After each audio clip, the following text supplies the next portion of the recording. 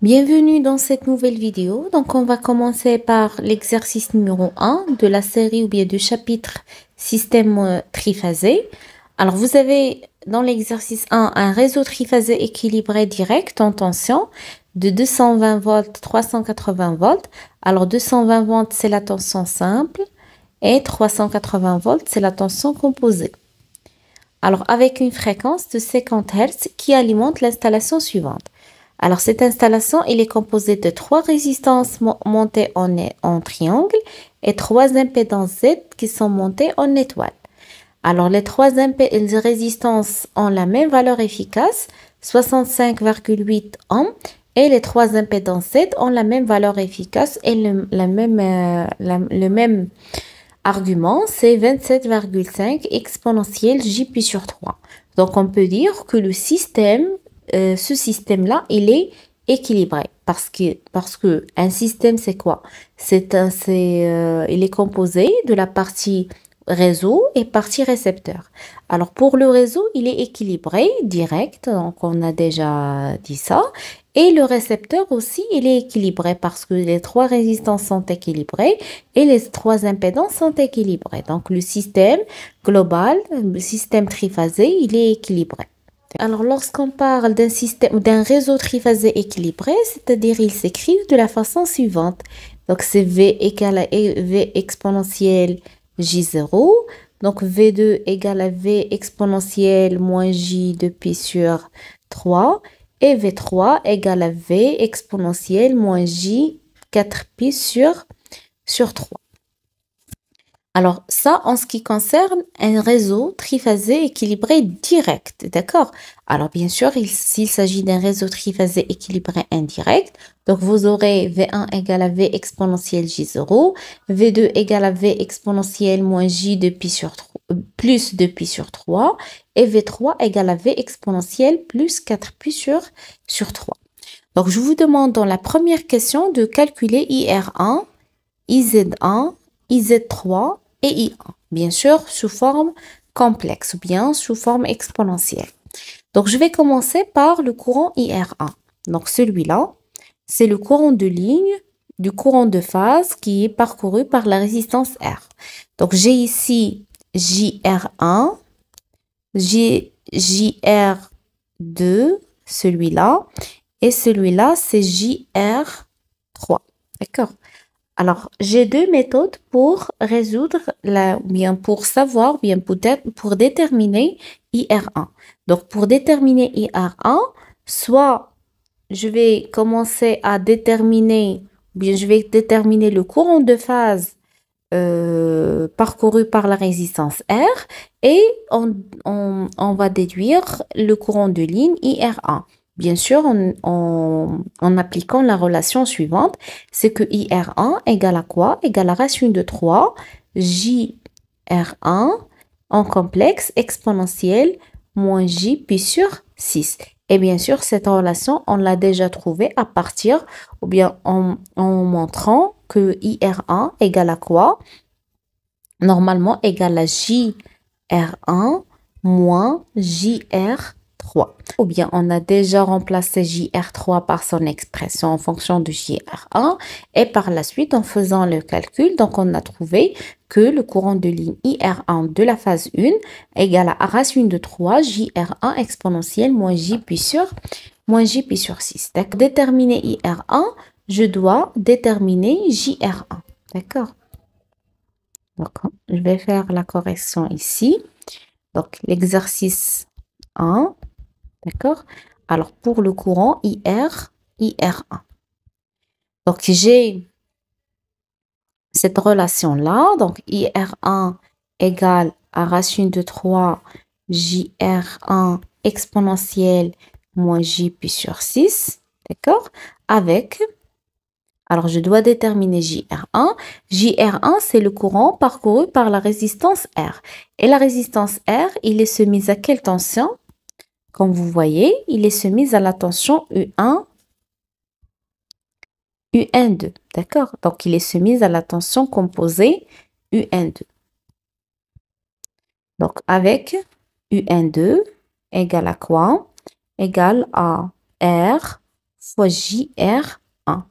Donc, là, on va déterminer JR1 égale à UN2 sur R. Avec UN2, on l'a déjà montré. Donc, UN2, c'est normalement UN2, c'est V1 moins V2. Donc, on a déjà montré la relation entre la tension composée et la tension simple. C'est égal à racine de 3 fois V1 fois exponentielle J sur 6 sur R. Donc, voilà l'expression de JR1. Donc, application numérique, donc c'est racine de 3 fois V1, c'est 220 volts, c'est la tension simple, fois exponentielle J sur 6 sur 65,8 égale. Donc, racine de 3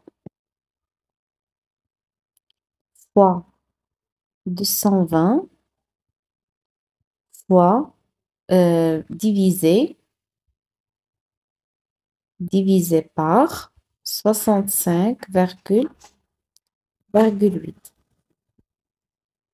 égale.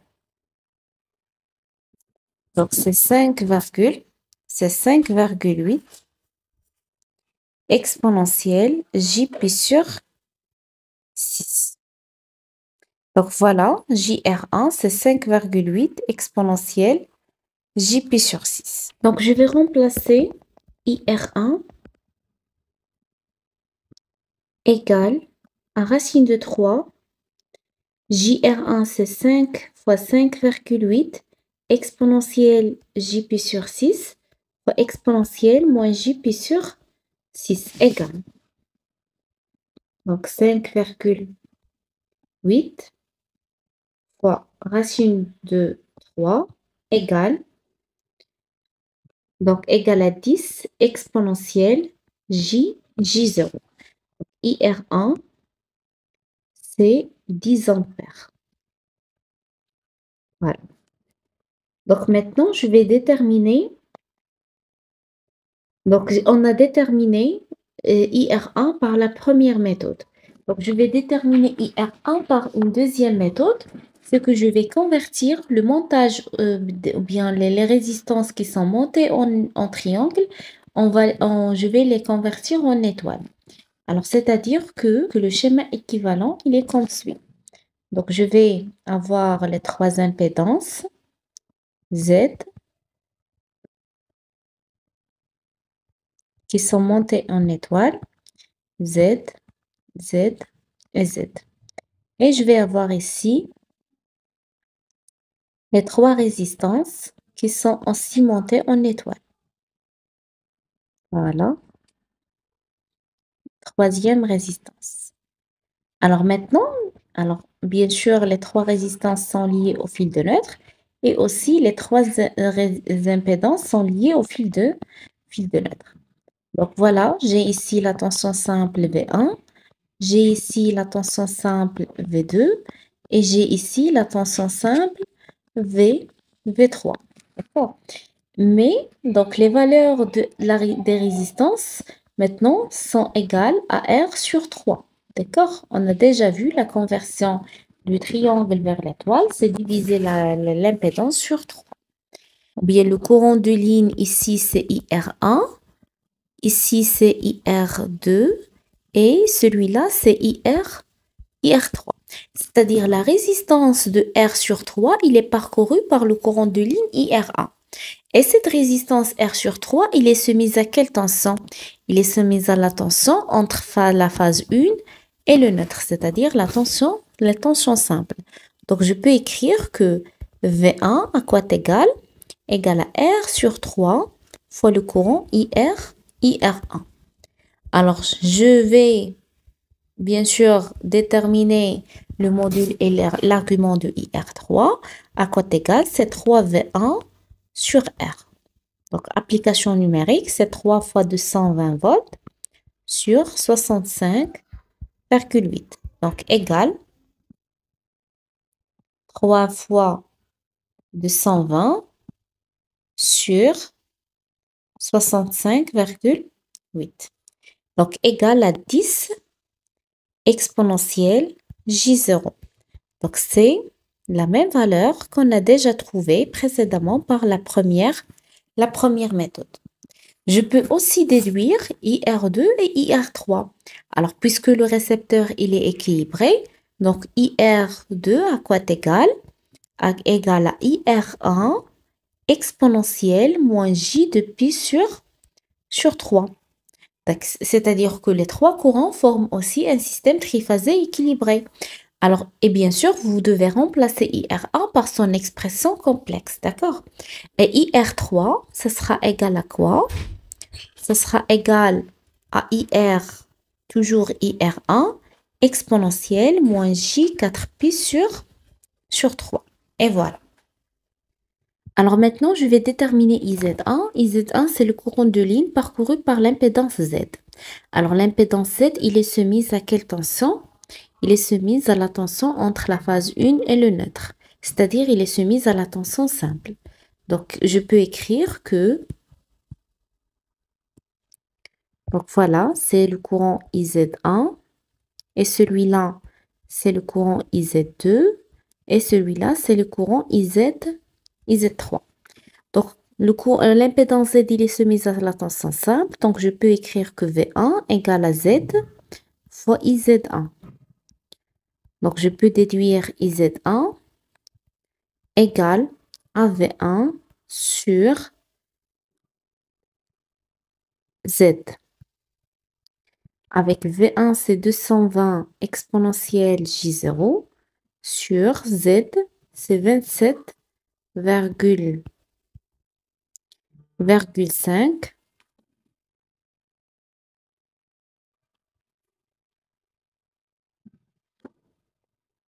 C'est 27,5 exponentielle J pi sur 3. 5 exponentielle J pi sur 3. Application numérique, IZ1 égale à 220 sur 27,5 égale à 8 exponentielle moins J pi sur 3. Donc voilà le courant IZ1. Alors le courant IZ1, il a donc comme argument moins pi sur 3. C'est-à-dire que le déphasage entre la tension V1 et IZ1, ça sera positif. Donc IZ1, à quoi est égal? C'est phi V1 moins phi IZ1. Phi V1 égale à 0. Donc la phase initiale de la tension égale à 0. Moins pi sur 3 avec le moins, c'est pi sur 3. Donc le déphasage ici, il est positif. Donc pour déterminer IZ2, je peux, bien sûr, IZ2, c'est égal à combien? Égal à IZ1 exponentielle moins J de pi sur 3. Donc on remplace IZ1 par son expression complexe. Alors si on veut bien sûr IZ3, de la même façon, c'est IZ1 exponentielle moins J4pi sur 3 parce que les trois impédances sont identiques, c'est-à-dire que le récepteur forme un système triphasé équilibré, donc c'est-à-dire que les courants forment aussi un système triphasé équilibré. Donc la troisième question, c'est que on va, alors je vais calculer ou bien je vais déterminer IZ3, donc IZ3, application numérique de IZ3, à quoi est égal? IZ3, c'est IZ1 exponentielle moins J4pi sur 3 égale. IZ1, c'est 8 exponentielle moins J pi sur 3 exponentielle moins J4pi sur 3. Donc, égal. C'est 8 exponentielle moins J5pi sur 3. Voilà l'expression de IZ3. Alors maintenant, je vais déterminer le courant I1. Courant I1, c'est celui-là. Normalement, le courant I1, c'est la somme de IR1 plus IZ1. Alors, et j'ai deux méthodes pour déterminer I1. soit en appliquant la somme de IR1 plus IZ1, ou bien en faisant calculer ou bien déterminer l'impédance équivalente. J'ai ici R sur 3 qui va être en parallèle avec Z et je peux déterminer l'impédance équivalente. Et cette impédance équivalente, il est soumise à la tension simple et cette tension simple, il va être parcouru par le courant I1. Donc la première méthode,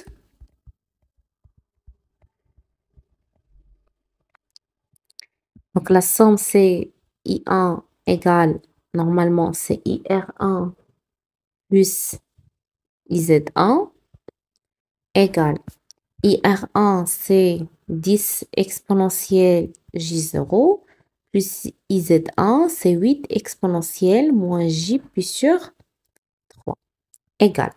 Application numérique, donc je vais le mode complexe, donc c'est 10 plus 8 exponentielle moins J puis sur 3 c'est moins 60 degrés. Donc j'ai ici, il est en mode degrés, donc égal. Donc voilà, je vais la convertir en mode Rθ. Donc ça va être égal à 15,62 exponentielle moins J 26,32 degrés. Voilà, c'est le courant I1. D'accord?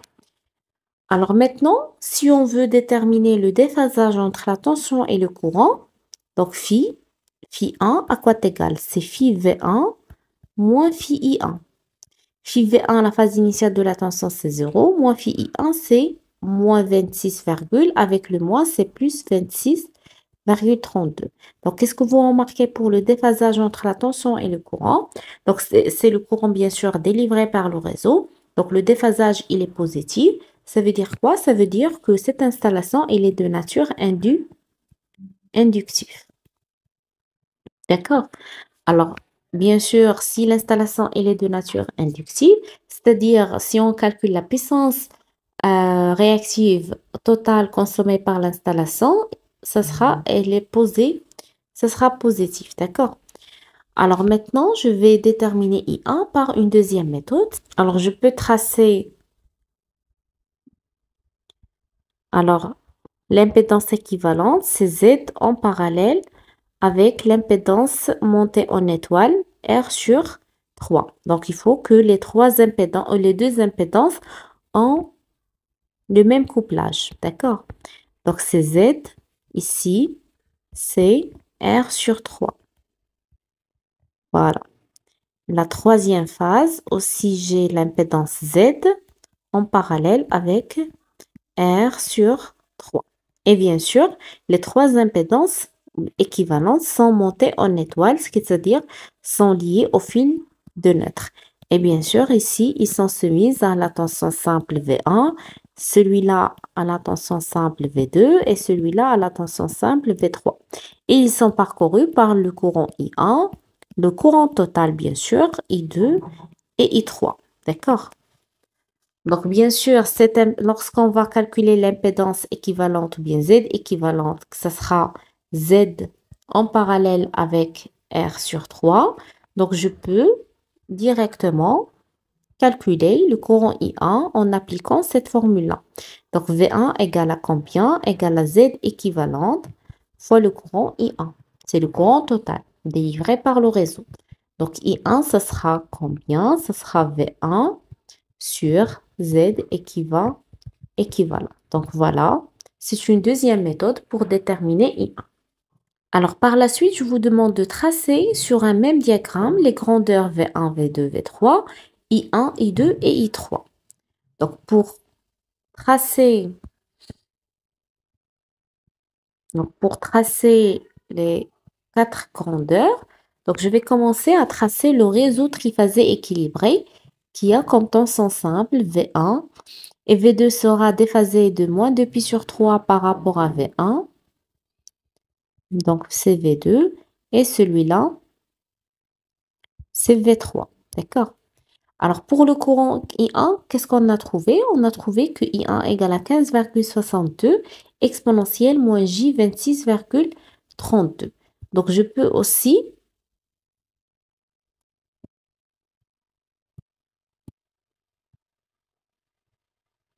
Alors, j'ai deux méthodes pour tracer les courants I1, I2 et I3. La première méthode, c'est qu'on va tracer seulement le courant I1 qui est en arrière par rapport à la tension V1, donc de moins 26, voilà. Donc normalement c'est moins 26,32 degrés, donc c'est le courant I1. Donc il est en arrière par rapport à la tension. Si le courant il est en arrière par rapport à la tension, ça veut dire que le déphasage sera positif et l'installation sera de nature inductive.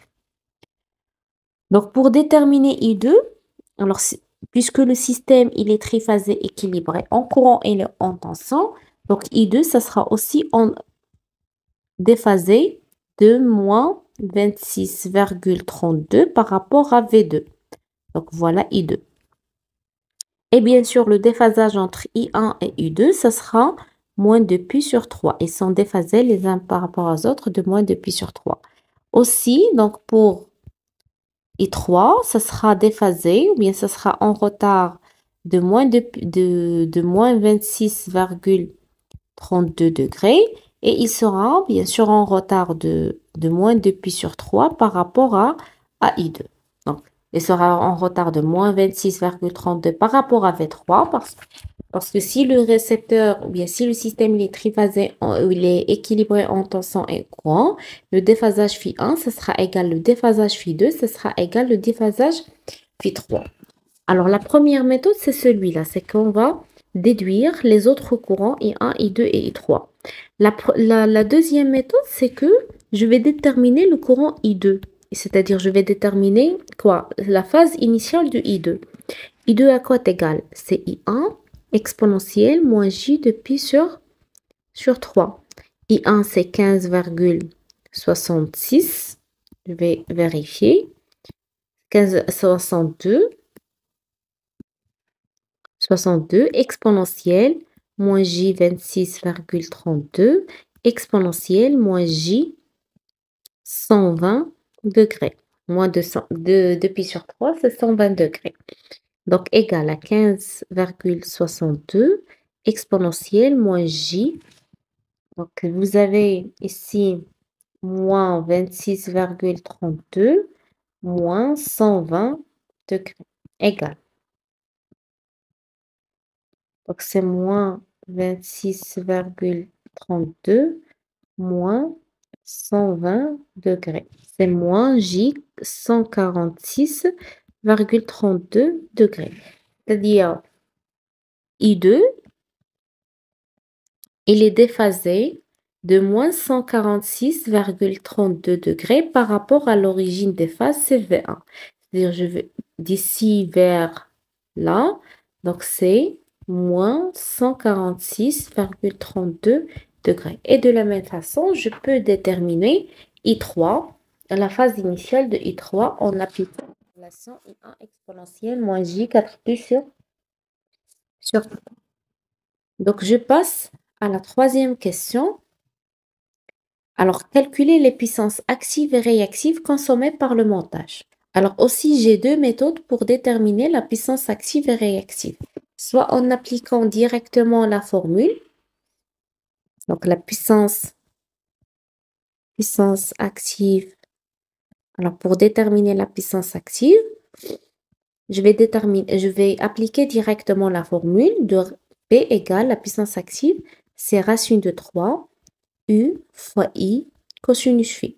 Et bien sûr, cette formule, elle est valable lorsqu'il s'agit d'un système équilibré en tension et en courant. Donc, système équilibré. Donc, application numérique, c'est racine de 3 fois 220, fois la tension composée, c'est 380 volts, pardon, fois le courant I, c'est 15,62. Alors, cosinus phi. Alors, quel est le déphasage entre la tension et le courant? On a déjà vu que le déphasage, il est positif. C'est 26,32 degrés. Égal. Donc, racine de 3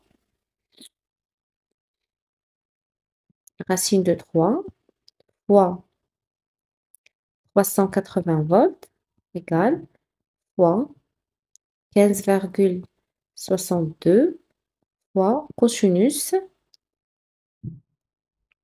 c'est en radian, cosinus 26,32 degrés égale. C'est 9214,97 watts. D'accord? Voilà la première méthode pour déterminer la puissance active d'un système triphasé équilibré. Ou bien, j'ai une deuxième méthode, c'est que par la méthode de Buchrodt. Donc, j'applique la méthode de Buchrodt, c'est-à-dire que la puissance totale consommée par l'installation, c'est la puissance consommée par chaque type de récepteur. Ici, bien sûr, les récepteurs actifs. Ici, j'ai deux récepteurs. J'ai un récepteur R. Alors, pour déterminer la puissance totale, donc j'ai la puissance active, il est consommé par la résistance, R sur 3, c'est-à-dire que P égale à quoi? Donc c'est 3 parce qu'il s'agit de 3 résistances, R sur 3 fois le courant IR, le courant parcouru par cette résistance R sur 3, c'est IR1 au carré, plus. Normalement, j'ai aussi l'impédance Z qui s'écrit de la façon suivante, c'est 25.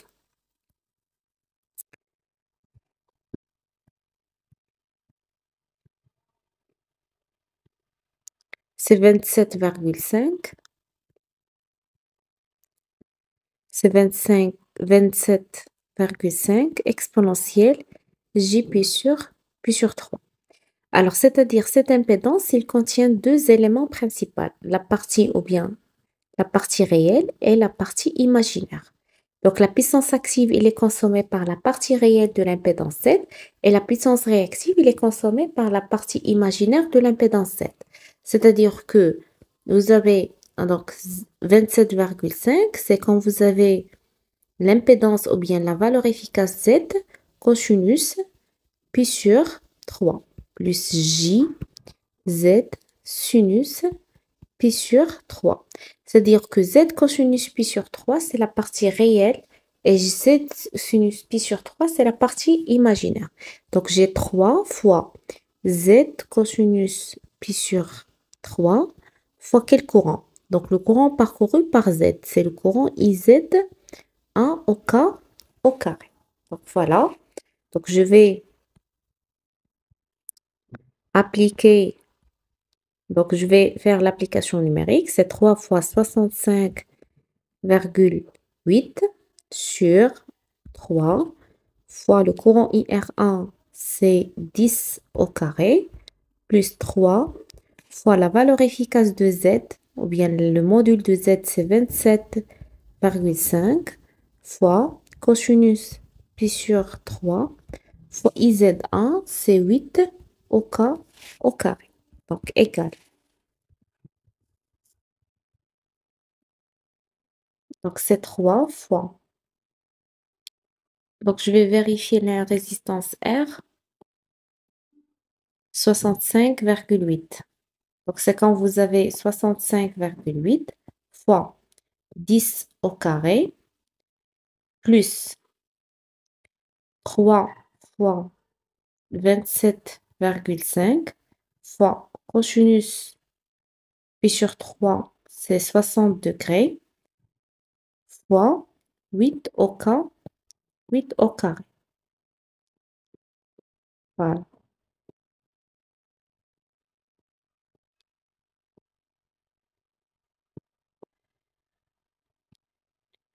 Égale à 9000, 9220 watts.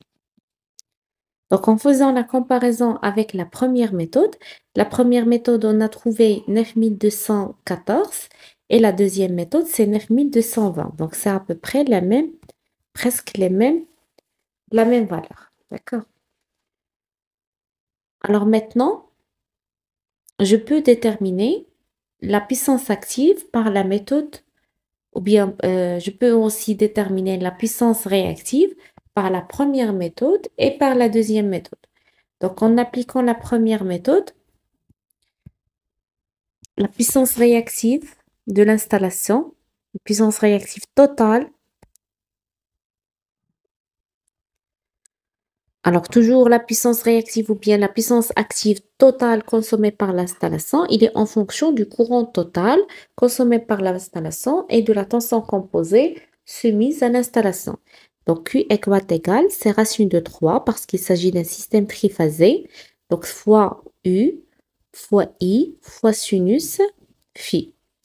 Donc, égal à racine de 3 fois 380 volts fois le courant I, on a déjà trouvé c'est 15,62 fois sinus 26,32 degrés. Donc, on a déjà trouvé que le déphasage, il est positif. D'accord? Phi, il est positif parce que la phase initiale du courant, il est négatif. Donc, le déphasage, c'est-à-dire le courant, il est en arrière par rapport à la tension. Et si le courant il est en arrière par rapport à la tension, c'est-à-dire que le déphasage il est positif. Donc, application numérique, donc racine de 3 égale fois 380 volts fois 15,62 fois sinus 26,32 degrés égale à 4558,32 volts ampères réactifs. Donc, voilà la puissance réactive consommée par l'installation. La puissance réactive, elle est positive, c'est-à-dire que le système, car le déphasage, il est positif, c'est-à-dire que le système est de nature inductive. Donc, la puissance réactive par la méthode de Buschrodt, donc c'est Q égale à quoi? Donc, les résistances, ils ne consomment plus de la puissance réactive. Donc, la puissance seulement réactive, il est consommée par l'impédance Z, ou bien par la partie imaginaire de l'impédance Z. C'est-à-dire que, alors Q égale à combien? Égale à Z, sinus, puis sur 3 fois, quel courant? Fois le courant IZ, 1 au carré. Donc, fois 3, parce qu'il s'agit de 3 impédances Z. Donc, c'est 3 fois 27,8 sinus, puis sur 3 fois le courant IZ1, c'est 8 au carré. Donc, application numérique. Donc, c'est 3 fois 27,8 fois sinus 60 fois 8 au carré.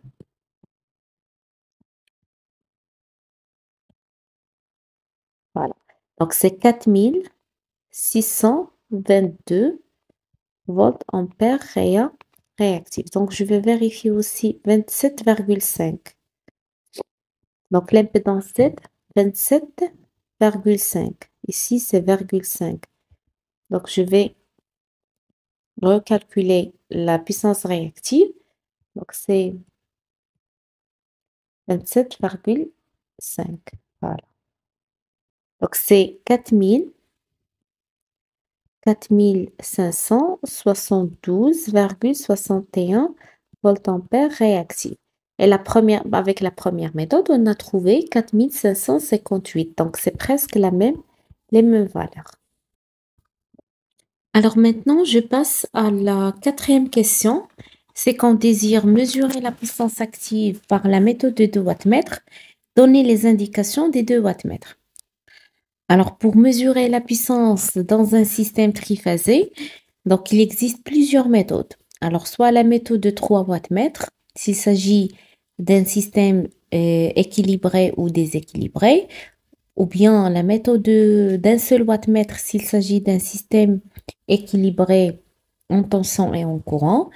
Et la méthode de 2 wattmètres s'il s'agit d'un système triphasé équilibré avec ou sans neutre ou bien déséquilibré sans neutre. Et aussi la mesure de puissance par la méthode de Boucheron. Donc maintenant, je vais commencer par mesurer la puissance active par la méthode de 2 wattmètres. C'est-à-dire que je vais insérer un wattmètre à la phase 1 et un wattmètre à la phase 2. Donc le premier wattmètre, il va mesurer le courant I1 et la tension entre la phase 1 et la phase 3.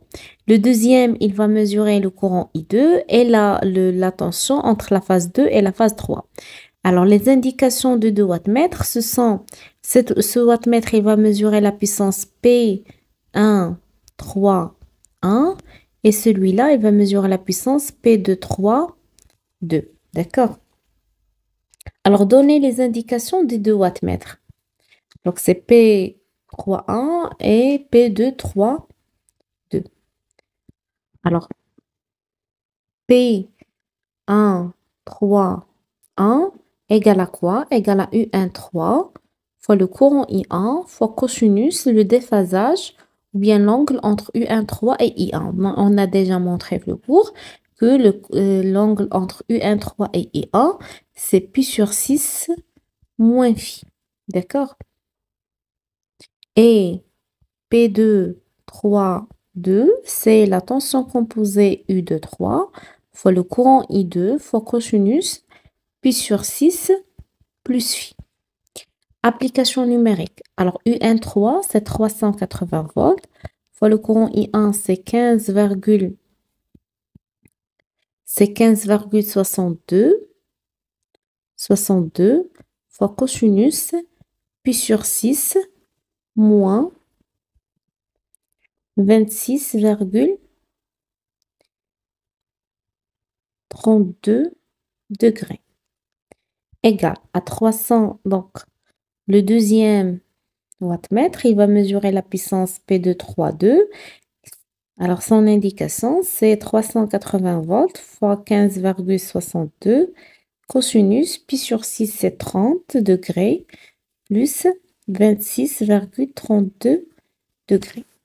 Donc, application numérique, P131, ça va être égal à 380 fois 15,62 fois cosinus, pi sur 6, c'est 30, moins 26,32 égale.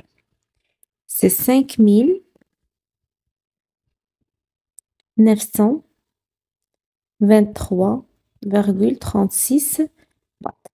Le deuxième wattmètre, P232 égale, donc c'est 380 volts fois 15,62 fois cosinus, pi sur 6 plus phi. C'est 30 plus 26,32 degrés. Donc, égal à 3291,61 watts.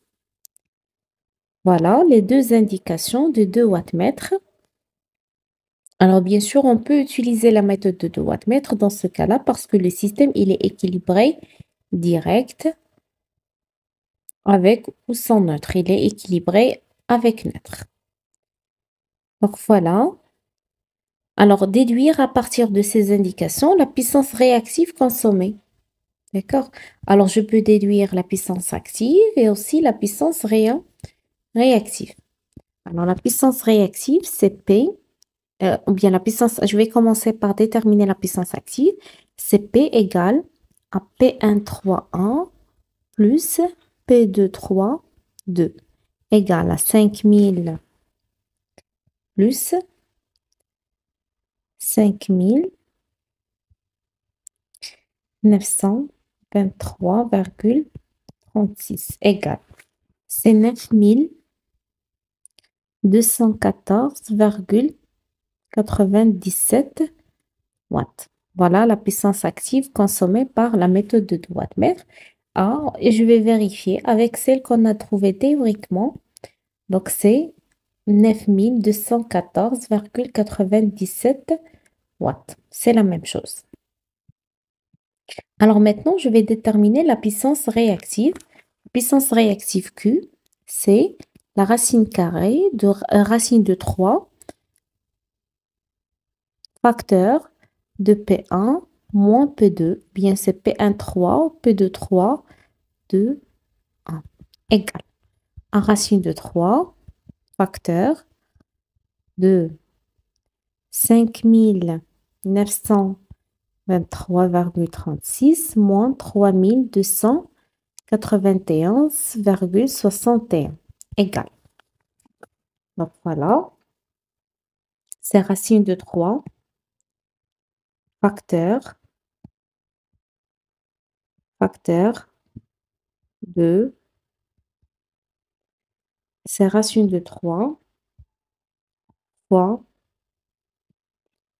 5923,36 moins 33291,61 égale à 4558,32 volts ampères réactifs. Donc la puissance apparente qu'on a trouvée par la méthode de wattmètre, c'est la même chose que c'est 4558,32. Voilà. Donc on a trouvé la même chose. On désire améliorer le facteur de puissance de l'installation jusqu'à la valeur de 0,95. Calculer la puissance réactive que doit produire la batterie de condensateur. Alors ici, donc on va améliorer le facteur de puissance à cosinus phi égale, donc cosinus phi égale à 0,95. Donc on a déjà cosinus phi initial, c'est cosinus 26,62 égale. Donc c'est cosinus 26,32.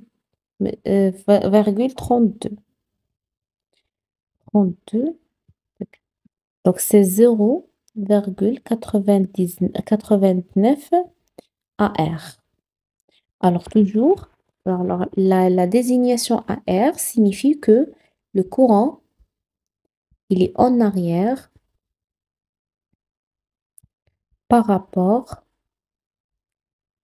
à la tension. Ça veut dire que le circuit, il est inductif. Ça veut dire que le déphasage, il est positif. Donc, on veut améliorer le facteur de puissance de 0,89 à 0,95. Donc, pour cela, donc, on doit installer ou bien insérer des batteries de condensateurs. Et ces batteries de condensateurs vont produire une certaine puissance réactive. Donc, on a déjà la puissance réactive totale, c'est Q' après l'amélioration égale à Q avant l'amélioration plus la puissance réactive produite par les condensateurs. Donc, maintenant, on veut déterminer la puissance réactive produite par le condensateur, c'est Q' moins Q. Donc, avec Q', c'est P tangente phi' moins P tangente phi. Comme on a déjà vu que alors, la puissance active consommée par l'installation avant l'amélioration, c'est la même puissance active consommée par l'installation après l'amélioration. Donc, c'est P facteur de tangente phi' moins tangente phi. Donc, P, c'est 5000, c'est 9000, pardon. P, c'est 9000, la puissance, c'est 9214. 214, tangente, alors tangente cosinus moins 1 de 0,95 moins tangente cosinus moins 1 de 0,89 égale cosinus. Donc c'est 9214 fois. Alors tangente cosinus moins 1 de 0,95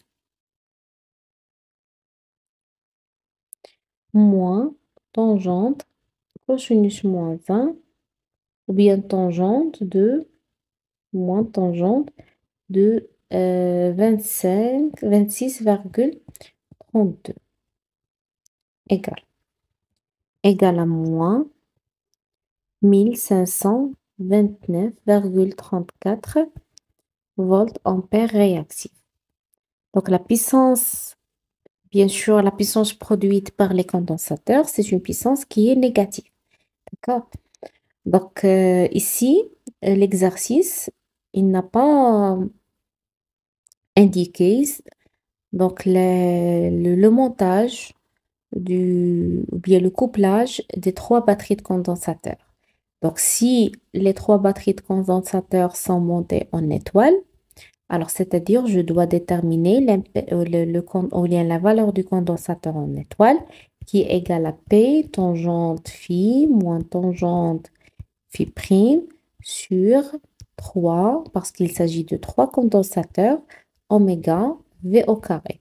Alors ici, j'utilise la tension simple s'il s'agit de 3 condensateurs montés en étoile et j'utilise la tension composée, donc c'est en triangle égale à P tangente phi moins tangente phi prime sur 3 oméga U au carré.